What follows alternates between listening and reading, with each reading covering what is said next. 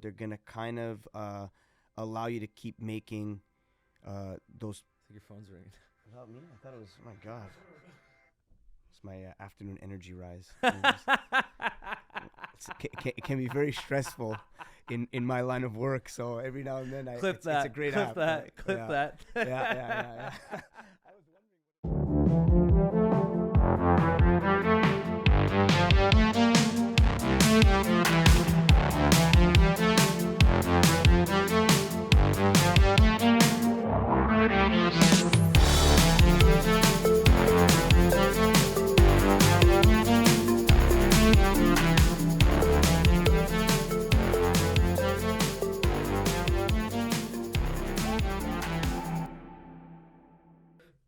I feel like we could even like kind of put that in the intro sometimes, like a clap or something. Yeah.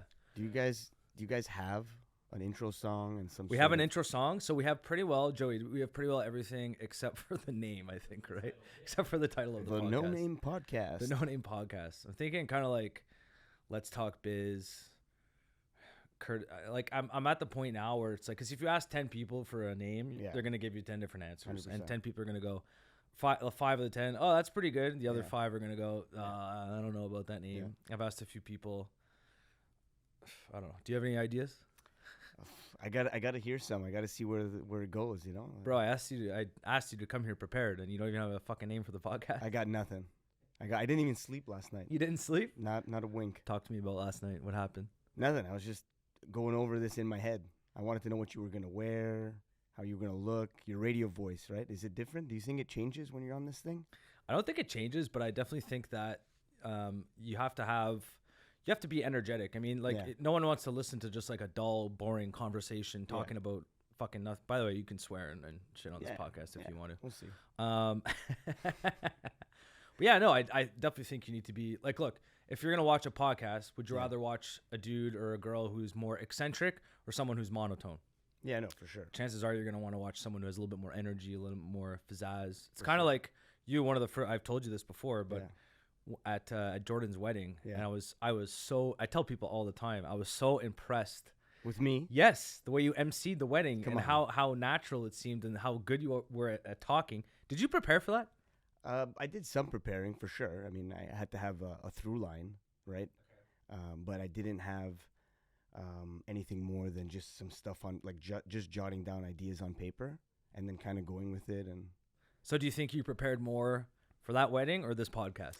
Probably that wedding. Probably the wedding. This one I really didn't know what I was getting into, and I kind of just wanted to go in clean slate, fresh. Clean slate. Yeah. See what comes of it. You know. That's kind of like a lot of people. They ask the questions, or they'll be like, "What's it going to be about? Do I need to prepare? Do I need to?" Yeah. And to be honest, I just ask the questions. Like what I do now, and I'm trying to educate myself on. I'm a big podcast guy. I listen to a lot of podcasts. Yeah. And I'm trying to educate myself and trying to learn. Like I pay a lot more attention to Joe Rogan or like just any podcast person who's interviewing, the little subtleties and kind of stuff like that. But I'm still not sure if people, I'm sure some, and it also depends on what the podcast is. Joe Rogan, I think, if I don't know for sure, if I had to guess, would say he probably does quite a bit of preparation. For sure. If someone has a book, he probably reads a good portion of the book or listens to the audio book. But besides that, I'm not really sure. It's gonna come to you as it goes, right? The more episodes you do, you'll get even an image for yourself and what you want to portray. I think. Yeah. Well, we were talking about that too the other day. There's this, I forget the name, but there's this podcast. He's been doing it for a while now, and he said himself, he goes, "Don't go back to the first 20 episodes of this podcast because it's like it's growing. It's like I don't know what the identity is yet, and that's why I don't want to jump the gun. Come up with the name." Yeah. And then the name fucking sucks in a year from now. And I'm like, what a stupid name. It's kind of to change the name halfway through. Was this something that you always wanted to do? Yeah, kind of. Yeah. Why? I like talking to people. I like learning about new things and getting different points of view. Yeah. And at the same time, it's like the main point of this podcast is to learn from other people and to basically like benefit the viewer. Mm-hmm. Which is why I wanted to ask you, I think this is a good segue. It's like why I want to ask you in. I know you work in the financial industry, financial planning industry, when we'll get into all this. Yeah. And I want people, there's a lot of people that I want to cut up like little, like if someone wants to watch the entire podcast, fantastic. That's great. If someone, but I'm more for like the small little snippets and stuff to put out on, on TikTok, on YouTube, on LinkedIn. That's what, at least this is what I consume. I consume a lot more little pieces of content. I think everyone does now, which is one of the reasons why people have a super short attention span today. 15 seconds. Yeah, blast. literally. Wow. Yeah, 15 to 30 seconds. Yeah. But yeah, let's talk about Michael Saracino. So not much to say. It's okay, bro. You gotta loosen up. You can just let it go. Yeah, you can pretend we're in Nashville again. Yeah. Oh no. Do you want to talk about that later too? I mean, I've PG. I don't know. No. Nashville with you is where we really bonded. I think. Yeah, that's really where it took off. Yeah. It's where we became something clicked. Yeah. Something was in the water. Yeah. Or the beer. One of those things. You're definitely you brought the vibes for sure. You brought the energy. I fed off that energy. I feed off people's energy. Okay. And so I guess that was great. Good. So yeah, here let's talk to me about yourself. Yeah. So I mean, I've been in this industry for the better part of 7 years now. Yeah. My role, call it what you want: stockbroker, wealth management, financial planner. Basically, I'm just in the business of capital preservation, trying to educate people and grow their wealth over the long term, right? My father, I'm lucky enough, my father's been doing it for over 30 years now. He and his partners, they've been doing it. Back in the day, they were at IG. They've been doing What's it. What's IG? Investors Group. Okay. That was like an early big shop back in the day 30 years ago. They're still around for sure. They are still around? Yeah, they didn't get bought out by by another bigger shop? No, I don't. I think it's still they rebranded. Okay. I think, but yeah. I kind of always grew up in that sphere, just given that my dad's been doing it for so long. So it's always something that I kind of gravitated towards, and I've always really. Is he still working today? Yeah, he's still working. Yeah. We have a team. We're called Golden Rule Financial. Golden Group Financial. Golden Rule Financial. Golden Rule Financial. So our thing is, I like that. It's the Golden Rule is. Can I steal that name for the podcast? Sure. The Golden Rule Podcast. The Golden Rule Podcast. Do unto others what you'd want do unto yourself. And it'll be a photo. I'll have like a little snippet of my face and your face too. Yeah. You get the double whammy. Yeah. Like a boxing boxing thing. Anyways, go on. Sorry. Yeah, no, it's all good. So we're a team of 6 now. We're just out there just trying to grow people's wealth. It's awesome.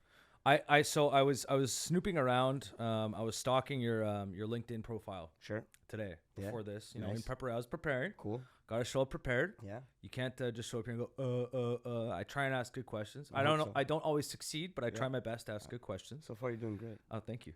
One of the things, there was a word that caught my eye. Yeah.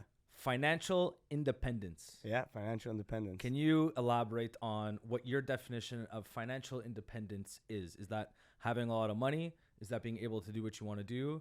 Is this? Can you please define it for us? Yeah, it's a interesting question. I think it's financial independence is really case by case and different for everyone, right? Your day-to-day life, the way you want to live and what your goals are going to be different from mine or from anyone else's, right? And I think that financial independence is just being in a position where you are able to do the things you want to do without any sort of setbacks, any sort of problems along the way. You got to a point where you want to go on vacation, get it done, right? You're at a place. They don't have that thought in the back of your head. It's kind of like it's like that feeling. Remember in like high school or university, and you should finish the homework, and it's like Saturday, and you keep delaying it, exactly.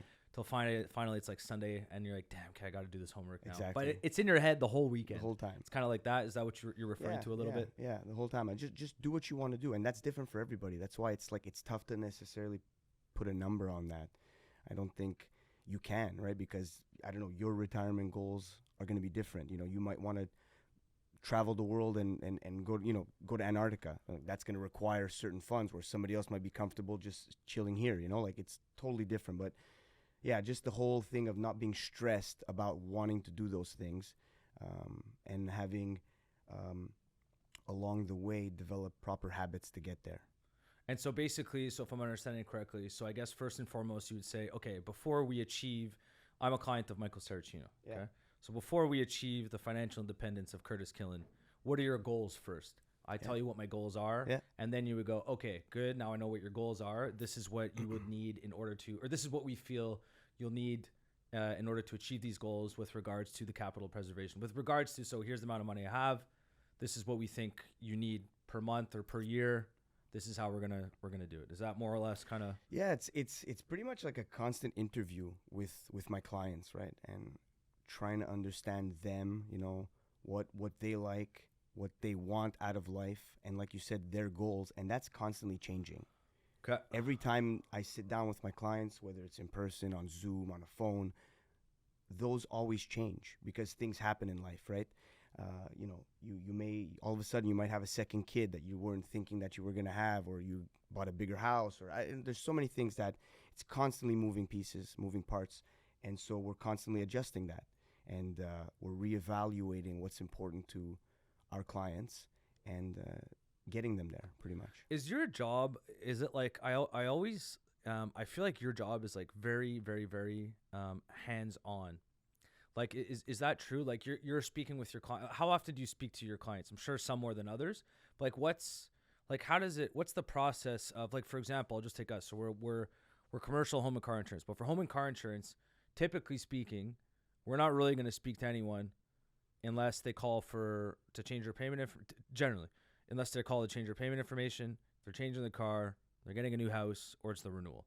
Other than that, we're not really talking to them, and most people don't really want to talk to us anyways. Why would you want to talk to your insurance broker or insurance company, right? Mm-hmm. So I feel like for someone like you, though, it requires it is more hands-on. Is that correct, or does everyone have their own style? Like, how does that work? Yeah, I think everybody has their own style in the business, and mine is a little bit more hands-on. I love, you know, talking to my clients, going for lunch with my clients. And I always tell them, like, my phone is 24/7. Not everybody's like that. Your emails are fire as well, by the way. Which my quarterly or my monthly. Those are great. That was an idea I had. You know, again, and that's just always just trying to added value, and just make the clients feel special and important. And they are to me. All my clients are. I love all my clients. Honestly, like I want to build my business around people that I love, that I like hanging out with, and vice versa, that they like hanging out with me. They like listening to what I have to say. I'm not always right. I might ramble. I might talk about nonsense sometimes, but you could say that that's true for a lot of people who are in investing. A lot of times they're not always right. I mean, people in investing, they make a lot of predictions, a lot of them, and even the best of the best are wrong a lot. Yeah, you know. So it's like it's not. That's just something. Sometimes people need to understand that. It's like, look, this is what we think is going to happen. This is the research I've done to think that this is going to happen, and you're not always going to be right. That's just kind of the way it goes. It's always about analyzing the data and the facts that you have in front of you, and then trying to like synthesize that as best you can and make pretty much your best guess as to where it might go, and just use the cards that you have in front of you and, you know, use it at the best of your abilities. And we're going to get into that. And this is another reason why I wanted to invite you on the podcast. Yeah. We've had some pretty insightful conversations, and it's like a lot, like I don't work in the financial industry, but I appreciate it. I follow it, probably not as much as you, but like I have a pretty good understanding of of how the things work. And we always had good conversations. And a lot of times, like if you start bringing up like, oh, interest rates, the Fed, central banks, Tiff Macklem, they're like, what do you speak English, please? Yeah. And that's something we'll kind of like dumb it down, but that's something you're very good at. But like, what would you say? So if you're always analyzing data, and you're always basically, because the data is going to help develop your investment strategy, obviously. So here, and again, you could be wrong. What's your opinion right now? It's an interesting time we're going through right now. Yeah. So can you kind of just give us like a simplified version? We don't need to go into like the nitty gritty, but just like a simplified version of kind of what's going on right now. Because right now, and I think you'll agree, a lot of people are financially stressed. They are, in particular in Canada. Yeah. And there's definitely some stress in the housing market. There's definitely some stress there's just the Canadian consumer is very levered. There's a lot of debt, and it's like this everywhere, but in particular in Canada. Yeah. So can you just give us like a macroeconomic view of what's going on right now, where you think this is going, and what we can do to basically help, or what you would do to basically help people navigate through the situation we're in right now? Yeah, no, it's we're in a pickle. Yeah, we're in a pickle, and that's a big question. There's a lot of moving parts. Yeah, there is, yes. In that question. So let's see, how we can tackle this and kind of break it down. But first off, I do totally agree that the Canadian consumer, I don't want to paint a bleak picture, but I think that Canada's a little bit more fucked than the U.S. I would agree. And the data says that. The data says that. I think that the U.S. consumer is gonna have an easier time with these interest rate hikes than the Canadian consumer is. And so why, here, let's stop there. And again, for the viewer, why is the central bank, I'm trying to simplify this. Sure. Make it even easier. Why are interest rates rising? Why are they doing this? So generally speaking, the central bank of the Fed is going to raise rates in order to kind of curb inflation, right? They want to bring down inflation by raising short-term rates. And why is inflation bad? I mean, inflation is bad because the cost of your dollar is just worth less because of it, right? Let's say inflation's 8%, so you're losing 8% of your dollar value. So the cost of your dollar actually is going down, right? So essentially, I can buy, I'm becoming, without me having to do anything, my dollar tomorrow will buy me less than what a dollar today can buy me. Pretty much. And there is, it doesn't happen instantaneously. There's a bit of a lag to that. Yeah. Menu costing is just like a theory that takes place with that, is that as inflation is rising, for example, restaurants won't change their menus right away because that rate could come back down, and the cost of printing those new menus is just a random example. The cost, it's a super simplified version, but the cost of printing those menus only to have them reprinted again if inflation comes back down is greater than just keeping them at those prices. So that's why there is a lag. But now we're really at that level where inflation is getting out of control, right? Yes. Okay. So interest rates are going up to fight inflation. So basically, if interest rates don't go up, inflation could just so the central banks are basically what they're looking at, going, what's worse, high inflation or high interest rates at this point in time? Obviously, the decision they made is high inflation is worse than high interest rates, which is why they're putting the interest rates up. So because interest rates are going up, now we'll go back to the original question. So because of that, what impact is this having on the consumer, and what impact is this having, and what impact do you think it's going to have next year, 2 years, or whatever, you know what I mean? In the near future, we could say. Yeah. Here in Canada, it's a little tricky because the Canadian economy is so dependent on real estate right now. Yeah. And that's one of the things that I think Canadians are dealing with the most right now, is we have, I don't know the exact number, but a significant portion is variable rates here in Canada. Yeah. Versus the U.S., where they have this 30-year fixed that people were, after 2008, the mortgage crisis in the States, people started locking in 30-year fixed, no renewals. Here, it's like every 5 years you have to renew, right? Even if you have a fixed rate. Yeah. There you lock in a rate for 30 years. I have to renew my mortgage next month, actually, 27th of January. There you go. So just not to digress too much, but as these rate hikes are going up in the States, the U.S. consumer is a little more elastic to them because they've locked in a 2.5% rate, so they don't really care necessarily. So their payments are fixed for 30 years? Yeah. Oh wow. Yeah, that's nice. Pretty they don't care.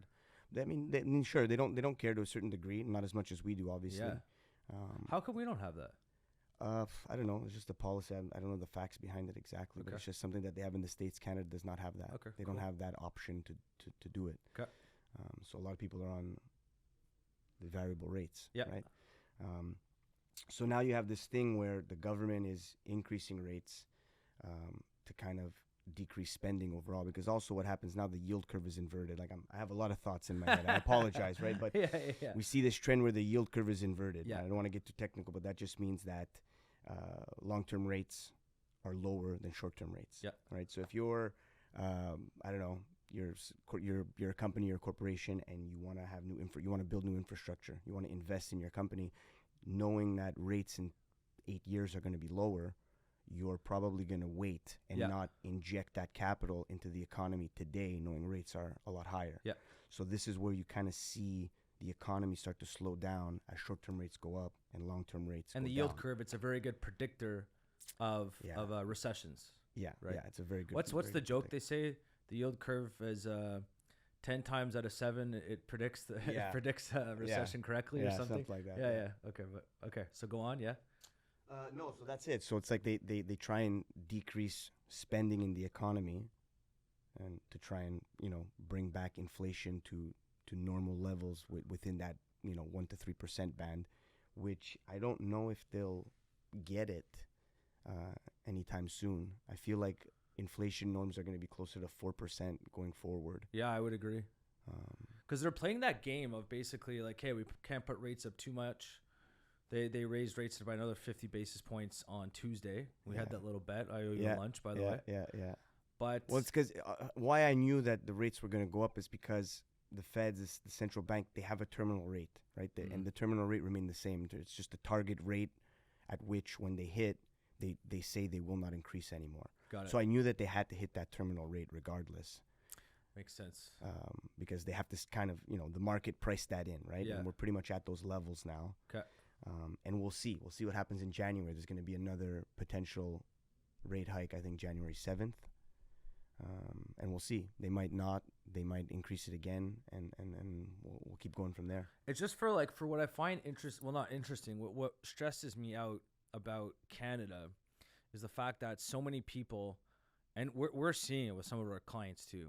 We have quite a few clients. Obviously, I would never name names, but we're seeing some stress, and there's some clients out there who I know were leveraging themselves. So they would basically go out. They'd have one building. It would increase in value by, and Joey, this happened a lot in Vancouver, because you're from Vancouver, which is like, I think the third highest real estate market in the world, I think. And it's crazy. And so the let's say you buy $1 million building, and 2 years later it's up to 1.5 million, where people were going out, they would go get a home equity line of credit, or they would basically take that extra value in their building, take it as collateral, go get another loan, and then go put a down payment on another building. So it's like all this to say, I'm seeing there's not a lot, but there's quite a few guys, real estate guys, in our office, and they're selling their buildings like hotcakes because they can't afford the mortgages anymore, because there's a lot of debt, there's a lot of leverage in the system, and it's like, and when interest rates go up. And there's one part of me where it's like, I understand like financial leverage. If you want to do that, like that's how you make money in real estate. But also too, it's like, if you're going to be that leveraged, and then when interest rates do end up going up, don't complain about it. And like, this is the risk you guys took, and kind of. And COVID kind of accelerated and kind of compounded all this to a certain degree.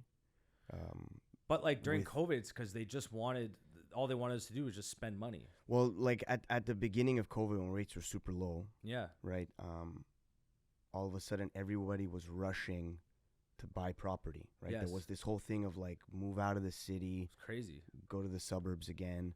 Everybody was basically doing home renovations because like, well, I can't do anything else. I can't go anywhere. So but the home renovations they were doing were from home equity lines of credit. They were from home equity lines of credit because overnight, as this is happening, there's a squeeze that kind of happened in the real estate market, where like overnight people doubled their AUM, their assets under management. Like, just to say that all of a sudden their home, instead of being worth, I don't know, $750,000, was worth $1.2 million. So it was pretty much no reason. So like you said, they had access to all this more capital, all this money. Yeah. And not only were they then either maybe buying another home or investing inside that home, renovating it, people were buying cars. The car market went out of whack. People were buying like luxury goods like Rolexes. There was the whole watch, phase that you couldn't find a watch. This is literally like what happened in 2008 in the United States. I know. This is like word for word. Like it's like history repeats itself, and it's because the thing that happened in the U.S., well, everyone knows it's like levered, but the real estate market, and they took the mortgage-backed security, sold it. Yeah. That's besides the point. Yeah. The fact is, the real estate market kept going up. People had more more value tied up in their homes. Yeah. Went out, borrowed money from the bank because the bank said, "Oh, your home's free money." Yeah, it's free money, and basically bought a bunch of shit. But they went through that deleveraging process in 2008. We never went through that deleveraging process, and I know long term this is going to be healthy for the Canadian economy, especially for the Canadian real estate economy. What? Having a deleverage, like this needs to happen. Mm-hmm. But the thing a correction. Now, a correction. But here's the other part. The banks, the Canadian banks, who owns all the houses? It's not the people. The banks own the houses. And think about like how many people have 5% down, 10% down, 15% down. Yeah. The bank owns 85, 90, 95% of your property. Sure. So like they're interested in this house of cards staying afloat as well. So it's kind of like, but it's just, I know this is, it's a big topic, and I kind of like, I enjoy talking about this because let's do it. It's like, I get a little bit pissed. It's not good for Canadian society how expensive real estate is here. No. And it's all tied up. It became a commodity. It's a commodity, and it's expensive, and the banks and the politicians too, they're full of shit. I'm going on a rant now. They're full of shit when they say they want affordable housing. They don't. Because if you wanted affordable housing, you basically just put interest rates up and like kind of let the system correct itself. That would fix affordable housing right away. And I know there's a supply issue and all this kind of stuff too, but it's just like, if you look at the real estate market from 20 years ago to today, it's a disaster. Someone who's 30 years old making 50, 60, 70, 80 grand a year, you can't afford a house. The multiples don't make sense anymore. You can't. It's crazy. It's not good for society. Back when our parents or even their parents were homeowners, I mean, I know that rates were out of whack at like 20%, but also the cost of the house was maybe 2 or 3 times salary. Yeah. Whereas now it's like 10x. Yeah, it's like more 10. in some cases. Vancouver's like 12 sometimes for it makes no sense. Yeah, the numbers don't make sense anymore. Yeah, and they come out and they just say, "Oh, we want affordable housing." It's like you don't. You know, you don't care. And so because there's ways to fix it. You know, supply is definitely a way to fix it, but anyways, that's it's a sticky situation we're in Canada, and this deleveraging, it's gonna be messy, but I think we need to go through it. We'll see how tough. We'll see if they can actually stick to their guns. And when we start to see when we start to see some real pain. Yeah. Because like the foreclosures. The banks, by the way, don't want to take possession of these homes. Like they want people to keep paying mortgages because that's where they make money off interest. Yes. So truthfully, like banks don't want to just have thousands and thousands of homes that they now have on their books that they have to figure out what to do with. They'd rather you keep your home and just keep paying high interest rates to them. That's what the banks really want.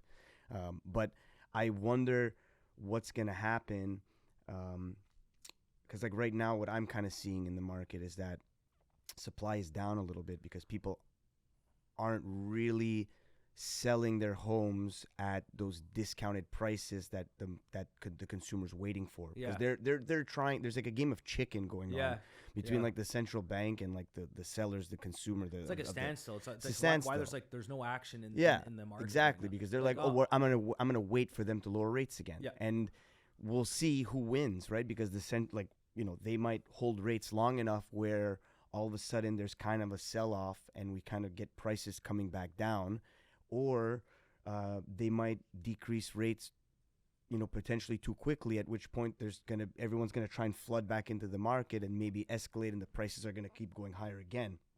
And I don't know what the right answer is. I wouldn't want to be making those decisions. At the same time, I am a big believer that you kind of have to unbiasedly do what's best for the economy and for the market, regardless of, like, sadly, like, I don't think that they can feel bad for anyone who might, and this might sound harsh, I'm trying to put this lightly, but like, try to put lipstick on a pig. Yeah, you can't like, I don't think you can feel bad for someone who may or may not lose their home or can't afford their mortgage payments if they themselves like decided to opt into that. Like, you need the market to run its course. Yes.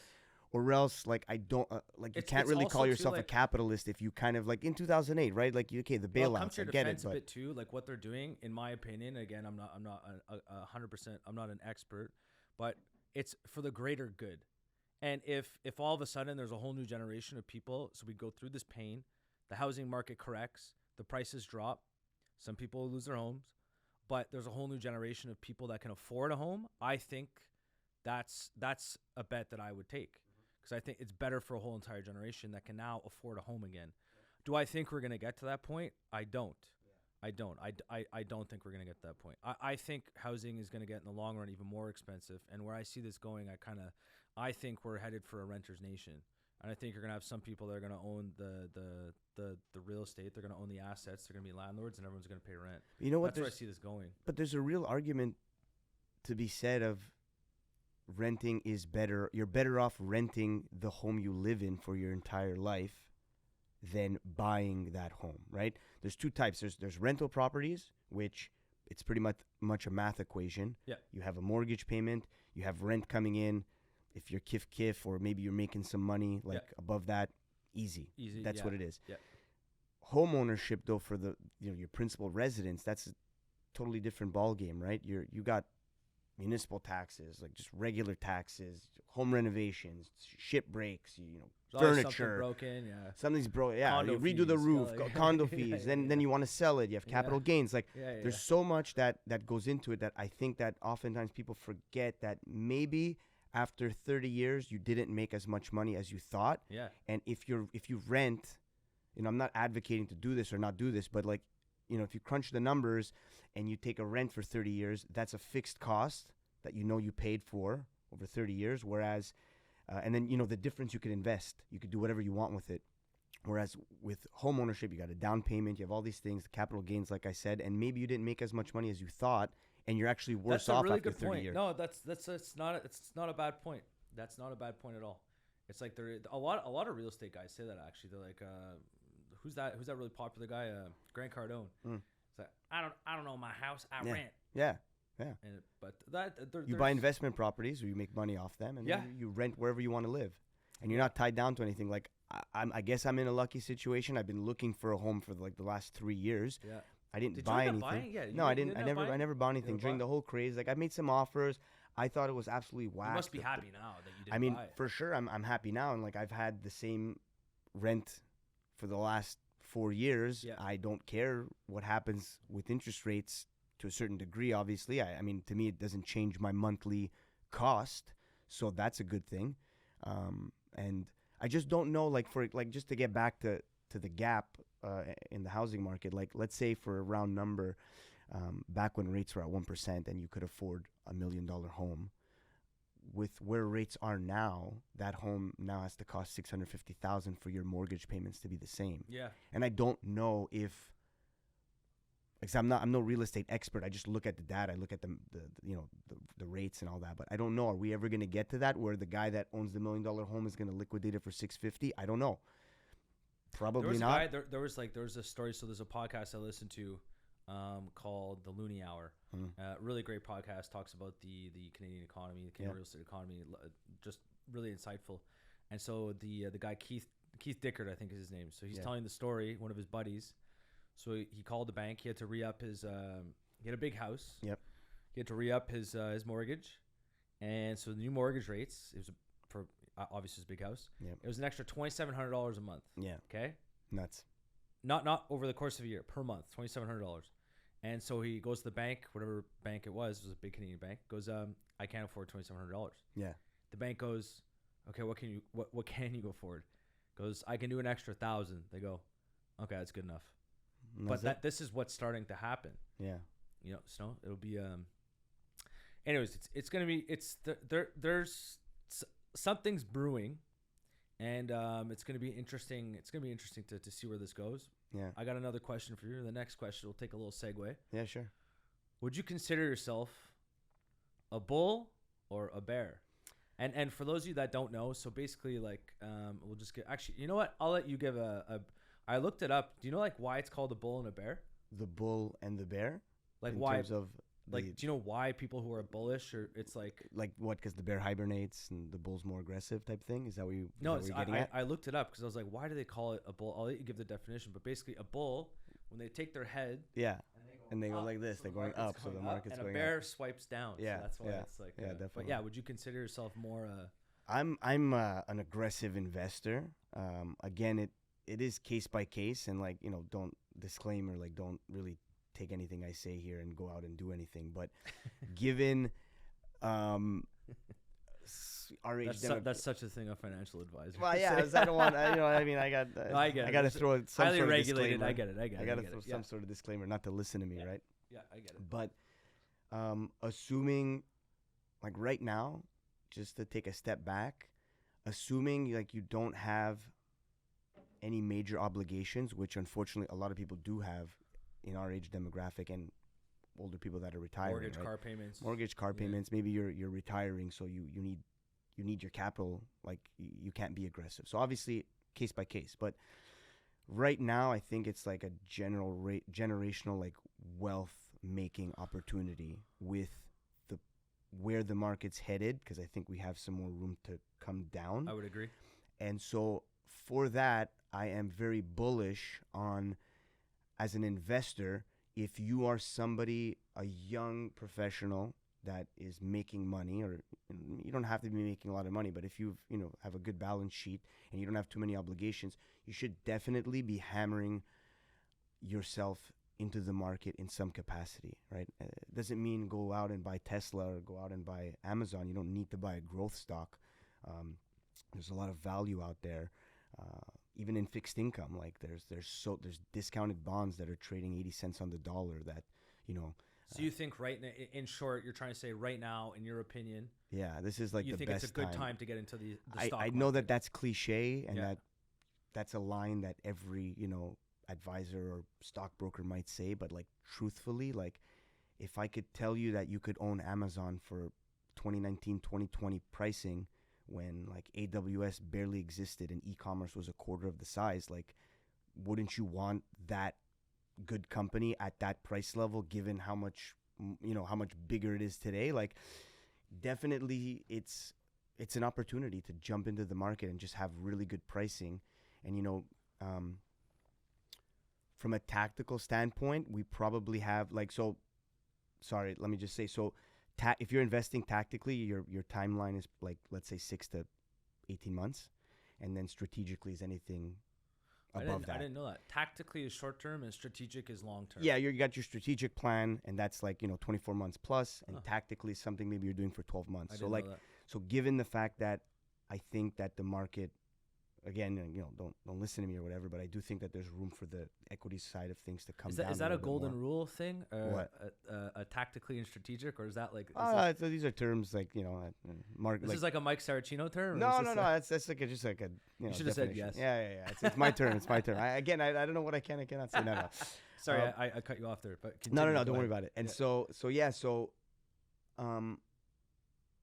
what I wanted to say was that in maybe a more of a short term solution, because especially now a lot of people are jumping towards GICs, which I kind of think are useless, outside of, again, it's case by case, and my mind is kind of wandering all over the place, but I think that somebody like yourself, for example, shouldn't be trying to buy a GIC even though they're returning 5%, because there's so much more opportunity elsewhere, right? The bank is taking your money. They need to keep cash reserves high. They need money coming in. So obviously they're taking that. If they're giving you 5%, they're not in the business of losing money. So they're going out, they're doing something else with it. They're loaning it out. They're investing in the other things that you should be investing in, right? So unless you need your money for, if you're about to retire and shit's about to hit the fan, throw it in a GIC. Of course, I'm not advocating against that. But if you're someone in our age demographic that doesn't have a lot of obligations, honestly, like throwing it into the market, and like I said, tactically, bonds right now are so attractive. So you're talking about like government bonds or corporate bonds? Both. I mean, obviously corporate bonds come with a bit more risk, because as the economy is as we head into this recession, if we're not already in it, and you have like, I don't know, triple B grade corporate bonds, that company might not be here in 5 years, right? So obviously corporate bonds are a little bit more risky, but that's where you're getting significant discount, but you're still getting great pricing for, government bonds or triple A quality. And you hold that for 12 months and then wait for the equities market to come back down and then dive in there, or just dive in now into the equities market and average your position in. Like, all to say, in short, a lot of people are going to make money if they're smart about where they put it today, right? And they're going to make money in the long run. Long run, for sure. They're going to make money. You just 10, buy a years, good company that's going to be, just ask yourself, Yeah. will this company be here in 10 years? Yeah. And the answer to, like, you can't predict, 100% every time. But like, if I ask you, is Apple going to be here in 10 years? Good chance. There's a pretty good chance Apple's going to be here, and it'll still be pretty relevant. Unless there's like a crazy world war. Yeah, of course. In a vacuum, yeah, for sure. I mean, which a lot of things won't be around if that happens. Yeah, of course. But and I guess there's always the Nortels of the world that you would have never saw that happening, and so again, take it with a grain of salt. But like, you want to, you're making a bet, and you want it to be the best bet you could possibly make. So just buy a strong company, look at their balance sheets, see what's down the pipeline, and just find value. That's an analogy that Warren Buffett, obviously, like he's given a lot of great analogies and stuff. But like, one thing that I always kind of took that I liked what he said, it's basically the fact that like a lot of times when you look at a company, like for example, if someone wanted to come invest in my company, KBD Insurance, they're not going to see a new stock price or a new valuation of the company each and every day. It's basically just a quote. And then throughout the day, like, okay, like a stock price can fluctuate throughout the day for a company. So it's basically at the beginning of the day versus at the end of the day. If you actually break it down, it's the market saying, okay, so at the beginning of the day, today, for example, Amazon is worth $1 trillion. At the end of the day, now it's worth $950 billion. Like, that's what the stock market does. But in reality, you're still buying the same thing. So all this to say, to add on to your point, it's basically just, if it's a good company, like, don't even just buy the stock. You shouldn't be looking at it every day if you're looking for something strategic and not tactic. I'm not a day trader. I never would be a day trader. That's a different game. I don't really understand that world. But I agree. I'm more for the long term. Don't even look at it and kind of focus on yourself and what you can control. I don't understand like that. That's another thing too. It's like, I want to focus. I have a lot more control on what goes on in the day to day in my own business. So it's like, and to add on to Warren Buffett, he said himself, he goes, 99% of my wealth is in Berkshire Hathaway. Right. So the other 1% is whatever. But he goes, I'm in this company because I'm the one controlling what the hell is going on here. And I think not enough people think like that. And they hear all these get rich quick schemes and crypto, which we're about to dive into. Perfect time to take a segue. Sure. But yeah, it's good. And people like yourself, I feel like you're the type of person that would kind of go, like, easy cowboy. Kind of go. Yeah. I don't try and reinvent the wheel in any way. And Warren Buffett is actually one of my mentors in the not mentor in the sense that he and I know each other, more in the sense that he's an idol of mine within the investing world. And a lot of people try and like do all these fancy things, like just look to someone who's successful, look at Warren Buffett, read a bunch of his stuff. My dad back in the 90s, in early 2000s, he would always go to Omaha for the conference. Buffett said it, just to your point, where it's like, I think what you were alluding to before, in the sense that it's worth $1 trillion, then worth $950, it's still the same company. It's like, he made the example of, if you're someone who loves Coca-Cola, which he does, and the can of Coke is $1, and then all of a sudden that can of Coke is worth 70 cents, you're probably going to buy 3 times as much, because it's the same product, and you're getting it at better value. Whereas what I've noticed being in this industry as long as I have now, is that oftentimes the retail investor does the exact opposite of that. And people buy on hype. And as the stock price is going up, they're jumping on board, and the smart money is not doing that. The smart money is buying when everyone is kind of running, right? So buy on fear, sell on greed is kind of another kind of cliche quote, but nobody does it. Like, I'm telling you straight, like, the retail investor really doesn't do that. When did they want to buy Bitcoin? When it was at its height. Everybody wants to get on that when it's worth 80,000 and it's going to go here, it's going to go to the moon, buy this, buy that. Just to, your point about crypto is that everybody buys and follows these trends, and I'm a bit more of a contrarian investor when it comes to stuff like that. Usually when like too many people are kind of doing the same thing, that's when I want to kind of get out of there, or maybe not touch it as much. So kind of funny, kind of little paradox that within the market, you think that people will buy low, sell high. They do the opposite. They buy high, sell low all the time. So we're going to segue into crypto. I'm going to start with a quote. Sure. I'm going to paraphrase it because I'm going to try and remember it. So I was watching CNBC quickly the other day, and Jamie Dimon, the CEO of JP Morgan, he said these tokens are like pet rocks. Pet rocks. I like Pet that. rocks. I didn't see it, but that's Yeah. awesome. So he's basically saying it's a pile of shit and it's not worth anything. Buffett so tokens, says the same things. Yeah, I don't understand tokens. And that's not to say, so again, he did say, I'm not, I never really bothered to kind of understand the crypto world just because I don't believe in it. I believe in the blockchain technology. Yeah. That part, I kind of briefly tried to understand it. I'm like, okay, I could see where this is going to go. Yeah. But a lot of other stuff just made no fucking sense. Yeah. And so, like, what the hell happened? And then we can segue a little bit into FTX, the FTX scandal. Again, it's like, it's just a shit show right now. Like, what the hell is going on? There's all these cryptos that are going bankrupt. There's all these cryptocurrencies that are going bankrupt. What the hell is going on? I mean, look, I don't consider myself a crypto expert by any means, but at the same time, just given what my job is in the industry I'm in, I'm always trying to learn. So regardless of me being an expert or not, I'm constantly still trying to learn about blockchain and read about it, irrespective of if I'm going to invest in it. It's still important for me to understand it to a certain degree. Yeah. So I've been trying to do that over the last couple of years.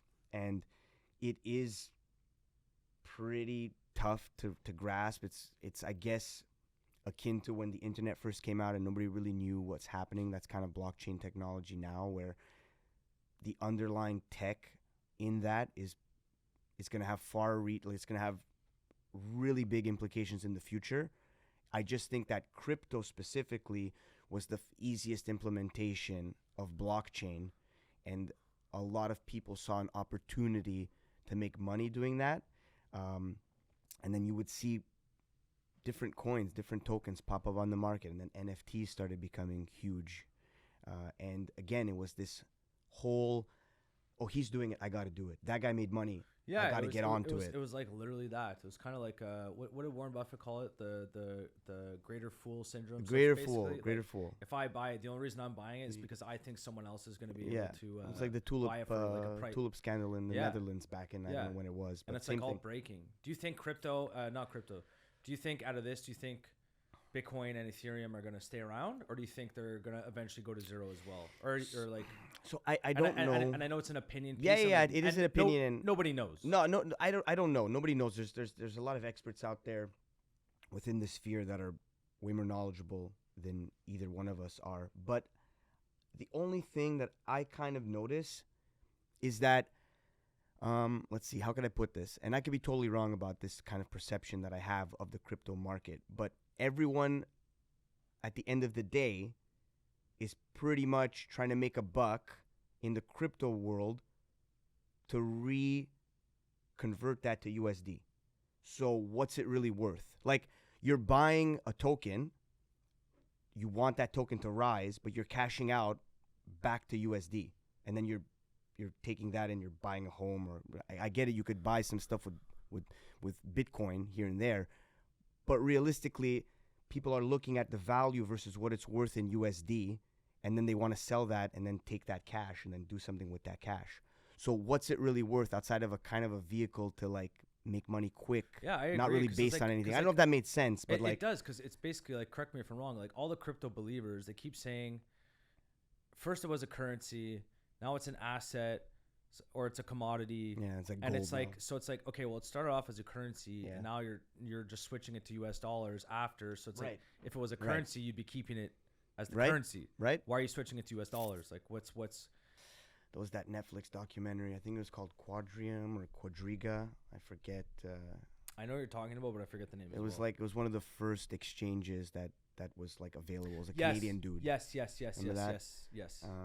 It was an exchange. Yeah, it was an exchange, and it's like, it's always kind of the same scam, where it's just like they take a bunch of money, and then you have this digital wallet that they say you have X amount of whatever coin, and then they steal the investors' money. The guy just ends up just disappearing. Like, and there's this weird thing going on now. All these crypto billionaires are just like dying mysteriously. Yeah, there was like three dudes in Russia. Yeah, like, I mean, one died in a helicopter accident. Yeah, one died in.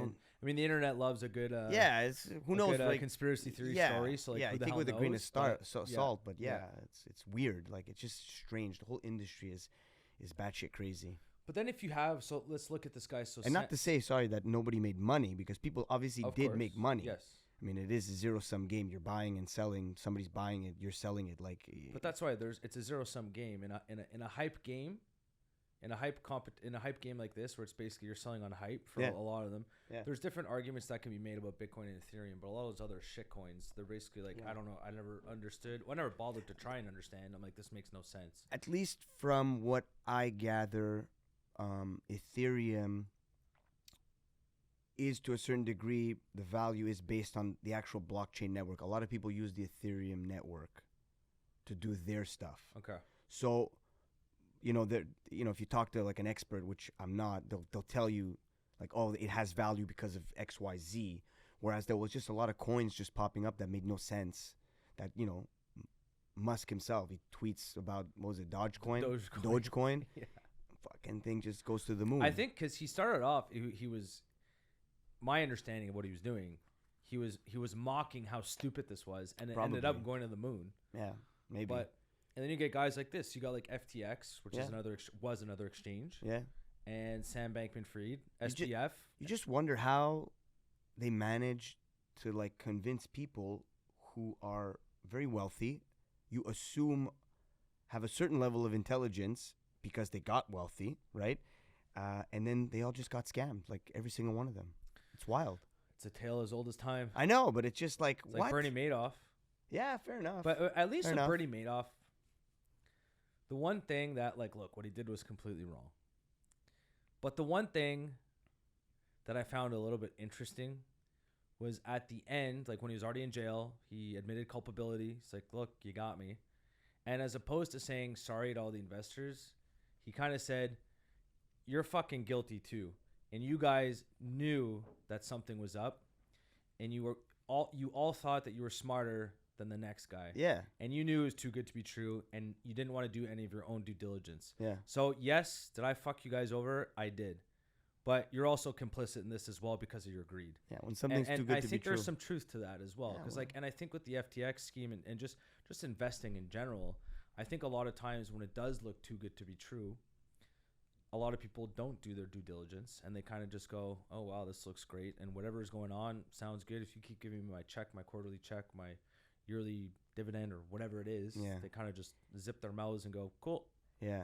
And that's also where I kind of believe that as investors, we should be investing for a goal, right? And so if you have a goal in mind, a target you want to hit, you figure out the ways to get there, and you have a time frame, right? So by this, what I'm trying to say is that, let's say you want to retire. I like how you just took all this and now you're bringing it back. Yeah. I like this. Well, go on. it's because what my thing is that, like, let's say you want to retire, you're in your 30s, you'll retire at some point, I don't know, in your 50s or 60s, whatever. You have 30 years to do all this stuff. And maybe you want a house, I don't know, in Italy. Right, I'm Italian, so obviously it's my dream. I want to have a house in Italy, on the Amalfi Coast, sipping some espresso, which, by the way, you don't have any over here. So next time I'm on, I want a machine right there. Right there. Right there. Okay. And just press the button and get the espresso. Anyways, no. So if that would be convenient. Yeah, 100%. Just like you don't even have to ask. And a fridge with water bottles. A fridge with water bottles. Yeah, 100%. Okay, where would you like the fridge? Next, I don't know, right here. Next to you, maybe. Okay. Grab a beer, toss a cold one. Okay, so fridge for cocktails. Yeah. An espresso machine. Yeah. Do you want like a grandma cutting prosciutto in the back as well or something? Yeah, definitely. Maybe? Charcuterie board. So charcuterie board? Yeah. Okay, I'll take note of that. But, so if you have a goal, I'll just say that if you have a goal, we're going to form a plan and a strategy around getting you there. Maybe you need $3 million at retirement to fund what you want. Maybe you only need $600,000. Everybody's different. And then you have a starting point, you know your time horizon, and then we do things within there to get you there. And it makes investing a lot easier because then you're not looking at the day-to-day. You're not looking to try and make a quick flip in the short term, which some people are good at, and some people maybe they can make money that way. But I think a recipe for success is having a target. My dad would tell me this all the time. It's the dartboard one, where if you don't have a target, you'll always hit what you're. Sorry, how does it go? It sounds stupid now. Joey, can you fact check this for us, please? It's just say the the financial dartboard expression. If you throw a dart, hold on. Let's wait. Let's see what Joey comes up with. Nothing. Nothing. But I can understand the analogy. Like if you're not aiming for anything, of course, unless you're completely useless, like of course you're gonna hit the board. Right. And it's just have a target. Yeah. It'll get you there. Whereas right now, what I'm noticing, I mean, not even right now. It's always been like this. I think that now it's just at the forefront a little bit more with social media. There was the rise of the retail investor during COVID, so it's a lot more at the forefront where people are just trying to apps like Robinhood and Coinbase. Everybody's able to do it with their phone. So now, people were kind of frivolous with their money, especially kind of going back to before. Money was cheap, money was free, so people were getting checks from the government. Getting a check from the government. Yeah. They were taking that. They were dumping a G note into whatever, and it would go to zero. They wouldn't GameStop. care. Yeah, GameStop. To the moon. Exactly, right, to the moon. Yeah. So people were trying to do that, and they kind of lost sight and lost track of what was your goal? Like, what are you trying to do here? What are you aiming for? But I think the avenue of, and this is what kind of separates yourself, and I think this is where you have the added value. Robinhood, from what I understand from what Robinhood is, and I don't have the application. Yeah. I look at it as like a gambling app, to be honest. I see it as the equivalent of like sports gambling. Like your odds are probably a little bit better than sports gambling, but to the same extent, it's really fun. It's an interactive app. I'm sure it's addictive. Yeah. I'm sure it's like there's all these things. They do a really good job of making the app entertaining, that's for sure. But I think it's a different highway. You're in a different lane. Yeah. Whereas, and I think, and one of the values of having a financial planner or someone who works in wealth management, such as yourself, it's that a lot of people aren't disciplined enough to invest themselves because their emotions get in the way. Yeah. And they buy when the stock's too high and they sell when it's too low. Yeah. And whereas your professionalism, or what you guys kind of like specialize in, you're kind of there to kind of tell people, no, trust me, let me handle your money. I'm the professional here. I'll take control of this. And that's probably why you guys, have a lot of success. And not only yourself, people like in your industry. Yeah, for sure. That's kind of what it is. I'm oftentimes just walking people off a ledge, like not a real physical ledge, but in their mind, they're like, oh my God, everything's going to zero. We got to sell. And I'm just like, nah, man, take a step back, breathe. Yeah. You know what I mean? Like, we're not doing that. That's like for what's going on. I'm super, again, most of my wealth is tied up in the company, so I don't really care, but it's just like I do care to some extent, but in the stock market right now, I agree with you 100%. I'm looking at all these prices going, I'd love to get on this. This is like, look at all these great companies selling at a discount. Yeah. I don't look at it as going, oh my God, such and such a stock is down 70%. Yeah. I look at it as going, oh my God, this stock's at a 30% discount. Yeah. Which is what I think people should be looking at. Yeah. And when you take out that short-term mindset, you don't really care. I hope the market continues to come down, because again, as somebody who's investing new capital, as a buyer, you're just buying really good companies at lower and lower prices. Yep. You extrapolate that over the next 20 years, all of those values will be exponentially higher than what they were today. Yeah. So, just don't focus don't focus on the short term. Find some value. I read this thing the other day where growth companies, you make money with growth stocks when you sell, and you make money on value stocks when you buy. When you buy them, right? And so what that is to say is that if you buy Amazon at $100 today or $90 tomorrow. Is Amazon still considered a growth share, or is it more Amazon's of a value growth. share? Amazon's it's still growth. Yeah, it's still growth. But anyway, I keep saying Amazon just because it's just one everyone of the knows it, everyone knows it. But that you bought it at 100 or 90 in 10 years, you're selling it at 400, right? So you're making your money on the sell. Whereas more of a value stock, like something maybe a more mature company like Coca-Cola, for example, again, you're trying to find that you're actually the value comes at where you bought it, because you're not going to get those extreme gains in a company like that, right? So get the dividends, you'll get the exactly. So right now, all to say again, just more reasons to be like, buy, just get in there, and buy strong companies or good positions. And if you don't want to buy an individual position, I advocate for active management. ETFs are great. Mutual funds are awesome. You know, like I'm not the smartest guy out there. I defer to smarter people than me. And there are fund managers that are like Harvard graduates, MIT graduates that are managing these awesome funds that if you don't necessarily, you know, believe, I don't know, in Tesla, but you believe in that sector, you can buy the sector. You know what I mean? Like you don't hedge yourself that way and just give your money to a fund manager that's got a better track record, you know, and like have a good mix of stuff like that. You know, don't just have individual positions. Buy a little bit of this, a little bit of the diversify yourself. It's just all these things are just recipes for success in the long term. And so you kind of just got to do away with that short-term mindset. Like I don't try and compete with anyone that, you know, wants to make 1,000 into 30,000 overnight, like with a penny stock. I'm not that guy, you know, and somebody might be that guy, and that's fine. Well, it's you're gambling, right? You're gambling. That's not investing, in my opinion. I don't call that investing. Yeah, that's gambling. Yeah, that's gambling. Yeah. Okay? So here's another question, and I've asked you this before, and even myself, and I'm sure there's a lot of other people that don't understand the difference or don't know about the difference. What is the difference, or maybe there is no difference at all? Sure.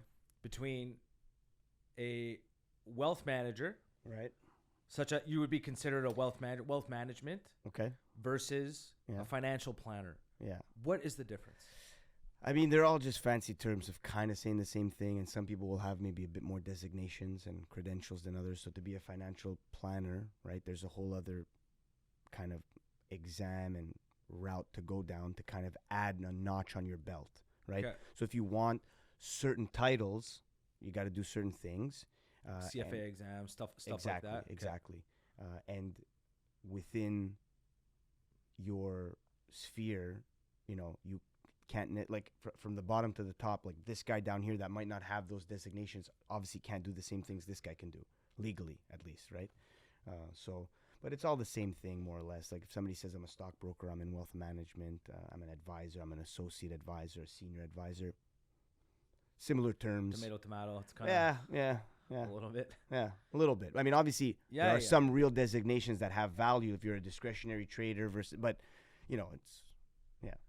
I find it's just like it's kind of the same thing in insurance, and a lot of times people they'll put like the fancy. You can always go to their LinkedIn profile and see how many titles they have, accreditations, or whatever the hell they're called. And you're like, okay, cool. Yeah, your little whatever makes you feel better. Yeah, I don't care for any of that. I just want to, you know, invest. You just want to make your clients money. Yeah, just make money. Do you guys have like a slogan? Well, it's the golden rule, right? So just treat everybody else how you want to be treated. What did Jesus say? Do unto others as you would have done unto you. That's the golden rule. That's the golden rule? That is the golden rule. Is that like in your signature? It's somewhere on the website. When am I getting another email, by the way, for like... Soon.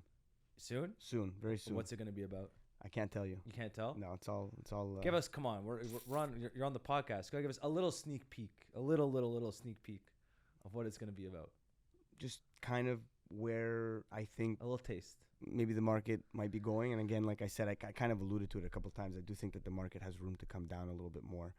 And you said it a bunch of times. I just think that in Canada, we're going to be a little bit, it's going to be harder for Canadians than I think it's going to be for Americans. I think they have more runway. The States has way more runway to increase rates if they so choose. So you think the and this was my next question, but like, sorry, it kind of like ties into this. So you think that the U.S. has a better chance of having what they're calling right now a soft landing, whereas Canada, you believe that we're going to have more of a harder landing, meaning that the economy is going to be, it will not digest these rate hikes as easily as the American economy. Is that your thesis, more or less? Yeah, I mean, so generally speaking, the Fed never really achieve a soft landing, but definitely in the States they have more of a chance. I mean, like I said, they have way more runway to keep increasing rates because of all those fixed mortgages, for example. They could keep going. I think that where the States might hit a ceiling is on their own debt. Eventually, they won't be able to service their own U.S. debt if they just keep raising rates till, I don't know, crazy numbers, right? That might be their ceiling, but they still have a long way to go. Whereas in Canada, we can't keep pace with the U.S. rate increases, and you already see that they're at 5, we're at 4.25, right? we can't keep pace with them because of the fact that so much of the Canadian economy is dependent on the real estate market, and all these defaults are going to happen. People won't be able to service their mortgages. But what I also found interesting, it's just like another interesting stat from the Loonie Hour podcast I always listen to. They were saying that, so in the U.S., let's say, for example, you can't pay for your house. Sure. The process to get you out of the house, to foreclose the home, is much faster than in Canada. In Canada, it's anywhere from 12 to 18 months to go through the foreclosure process. It's not just like, hey, buddy, I can't call. Put a sign on your door. I can't pay anymore, and you're out the next week. It's a long time. So this could be even more of a reason for us to really start to see. But it'll be interesting because I didn't. You brought up a good point a little bit earlier, saying that the banks, they're not really interested in holding these assets like a foreclosed home on their balance sheet. It's not good for anybody. No. But it's also not good when the consumer can't even afford to pay the interest payments. That's like, so what's. I was hearing talks of something's gonna happen. Yeah, I was hearing talks of something to the effect where you don't really strike a deal, but they're gonna kind of allow you to keep making those. I think your phone's ringing. Without me, I thought it was. My God, it's my afternoon energy rise. It can be very stressful in my line of work. So every now and then, it's a great app. Clip that. Yeah. I was wondering what it was, and then I realized that's me. My afternoon energy rise. Yeah. You need a moment to just kind of take a step back when I'm fucking constantly regurgitating all this stuff. At what time? At 2:25. Okay, I like that. But I kind of lost my train of thought for half a second. Energy rise. Yeah, but I don't know. I think that also. Wait, what was the question? I lost my train of thought now. It's all good. I'll just keep on. I'll go on this landing, point. Hard landing. landing. Oh yeah, so they never really achieved a soft landing, but in the States, I think that they're gonna have way more of a chance of doing that.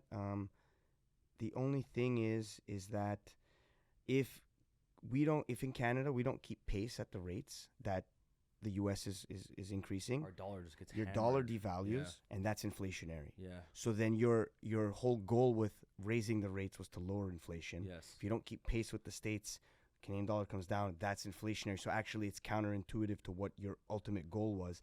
So again, like, I don't want to be in that position of knowing what to do, and I can't say that I know what the right answer is. I don't.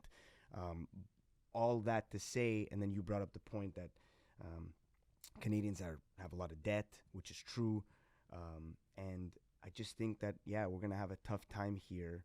And now I remember what your question was, and it was like I heard that the banks they're not really. It's not like you're gonna strike a deal, but like they're gonna increase your mortgage time by an extra 5 years.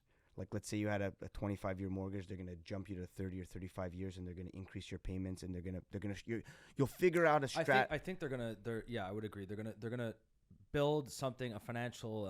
They're gonna what's it called a financial tool. And there's a word. They'll build something to basically like help out the consumer. It's like, okay, we got a big issue. It could be a great time for, like, who knows? Maybe they'll come up with like a 30-year fixed mortgage. I have no idea. That'd be kind of cool. Or just like, hey, okay, let's just freeze this. Yeah. Freeze these rates for X amount of years. Yeah.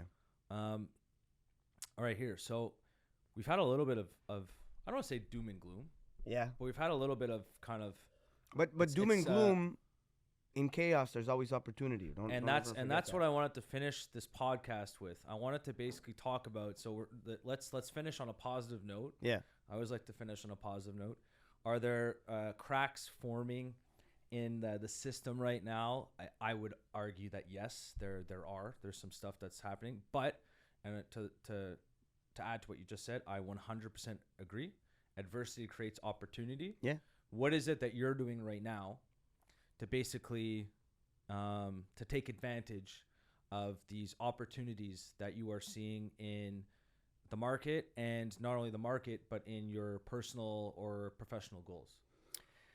I was just trying to remind my clients of, what we set out to do when we started, when we got on this journey together, whether it was a year ago, 5 years ago, 3 months ago, and just keep them on that path.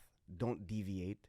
And yes, we've been talking a lot of doom and gloom, and we both alluded to the same thing, but there's tons of opportunity right now. And if you have the excess capital or capital coming in and you don't have any obligations, I'm just constantly reminding them that there's tons of value. Let's do it. Let's get in there, right? Like keep that message. I keep the message the same. We're not pivoting. Yeah. We're not selling out. We're not trying to do any of this. We're not crystallizing any losses unless, of course, tax loss harvesting. That's a whole other thing. Yeah. But, if you own something, I'm saying let's buy more of it. Let's average our costs down. Let's give ourselves the best chance of success on the uptick, right? You want to stay, maybe I could end, or one of the ending things here is that I think that it's really important to stay invested in the market and not leave it. Because again, I just try and emulate what successful people do. And oftentimes, really affluent people will really only make a sell to purchase something. They're not gonna like all of a sudden the market's doing bad and they're gonna try and get out and come back in and making all these moves. No, they want to buy a home somewhere. They're gonna make a sell. They'll sell some stocks when it's up. When it's down, they're just buying more of it. They're buying more of the same. They're maybe diversifying. Like I said, if your portfolio was with 100% stock, because I'm an aggressive investor, that doesn't mean that let's not add a fixed income position.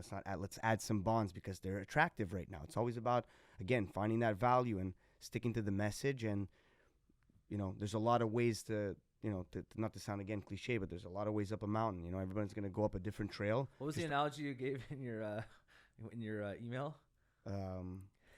What was it? I forget now. A lot of ways to get to the travel destination. Yeah.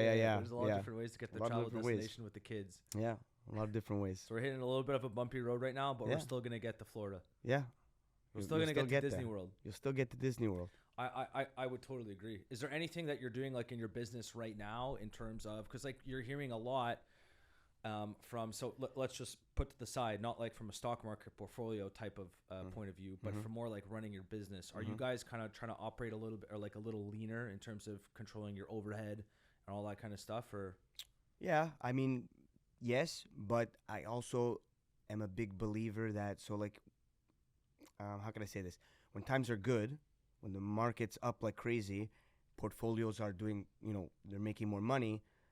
I want to also maintain that level of service. So if I want to go for lunch with you, whether or not the markets are good or bad, I still want to treat you to that, right? It shouldn't, I don't want my client experience to falter much, because when times are good, they're good for me, they're good for you. When times are bad, I still want you to feel that you're going to get the same service. So yes, I hear I understand what you're trying to say, where we're tightening up here and there, but I think for the most part, for me, it's the same. The client experience is going to be the same. I'm not trying to move around or change too much in that regard. So yeah. Cool, man. Anything else you want to?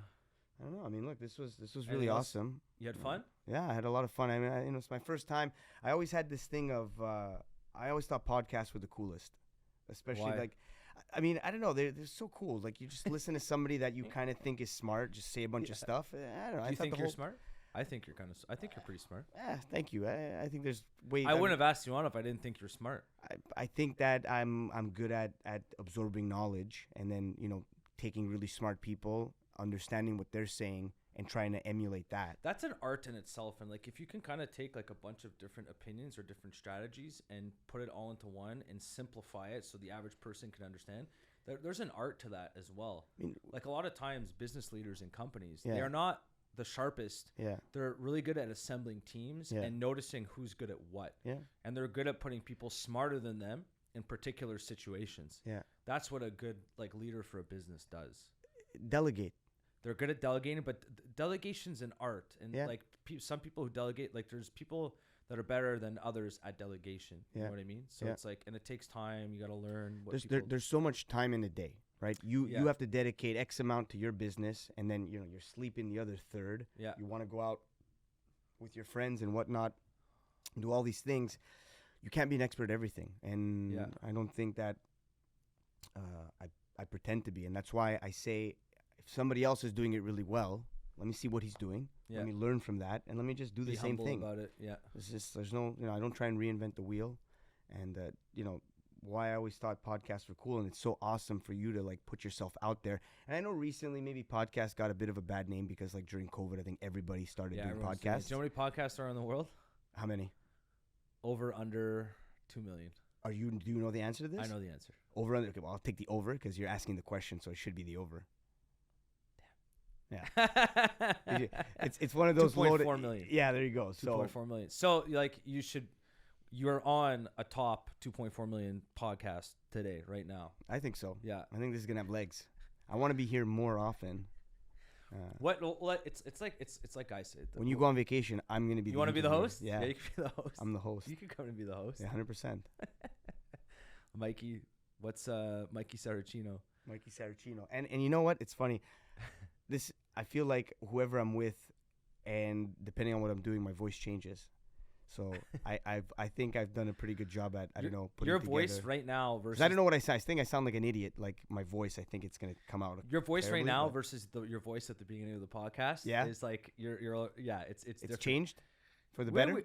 I had to massage you a bit. Yeah. It's my first time. It's okay. You popped my cherry. Yeah, my first time. I'm gonna tell you. You know what? I think if we had the espresso when you came in, I needed that. I think it would have been completely different. Yeah. I needed the espresso. You got to get that machine. I know. Figure Do it like out. that, and we'll get like some cocktails here. Yeah. We can maybe even have like, besides, forget the nonna in the back corner. Yeah. I say we have like a bartender. Yeah. Mixing Negronis, stuff like that. Yeah. And you hear in the background like.